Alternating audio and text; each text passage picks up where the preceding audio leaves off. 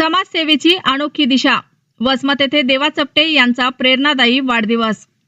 वाढदिवस म्हणजे फक्त आनंद साजरा करण्याचा दिवस नसून समाजासाठी काहीतरी देण्याची संधी असते. याचा उत्तम प्रत्यय वसमत येथे पाहायला मिळाला. DC9 न्यूजचे संपादक देवा चपटे यांनी आपला वाढदिवस अत्यंत साधेपणानं पण सामाजिक बांधिलकी जपत साजरा केला. वसमत येथील पालावरची शाळा येथे आयोजित कार्यक्रमात गरजू विद्यार्थ्यांना शैक्षणिक साहित्याचे वितरण करण्यात आले. विद्यार्थ्यांना खाऊ देत त्यांच्या चेहऱ्यावर आनंद फुलवण्यात आला. याचबरोबर विद्यार्थ्यांची मोफत आरोग्य तपासणी करून त्यांच्या आरोग्याची काळजीही घेण्यात आली. या उपक्रमात वैद्यकीय अधीक्षक डॉक्टर गंगाधर काळे, डॉक्टर सौरभ मसारे, डॉक्टर प्रतीक वरवंटे यांनी आरोग्य तपासणीची जबाबदारी पार पाडली.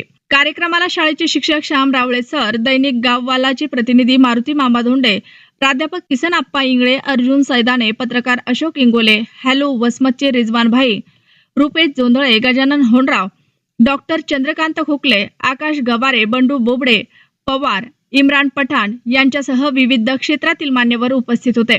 या सामाजिक उपक्रमाचे सर्व स्तरातून स्वागत होत असून समाजासाठी काम करत वाढदिवस साजरा करण्याची ही प्रेरणादायी संकल्पना आहे, अशा भावना नागरिकांनी व्यक्त केल्या. देवा चपटे यांच्या या उपक्रमामुळे वाढदिवसाला एक नवी ओळख मिळाली असून समाजसेवेचा संदेश अधिक बळकट झाला आहे. नमस्कार.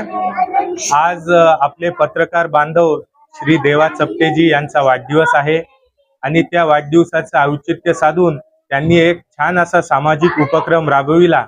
पालावरची शाळा, ज्या ठिकाणी समाजातील दुर्लक्षित झालेले घटक हे शिक्षणासाठी येतात, त्यांची आरोग्य तपासणी आणि त्यांना शैक्षणिक साहित्य वाटपाचं एक सुंदर स्तुत्य उपक्रम त्यांनी वाढदिवसानिमित्त आयोजित केला होता.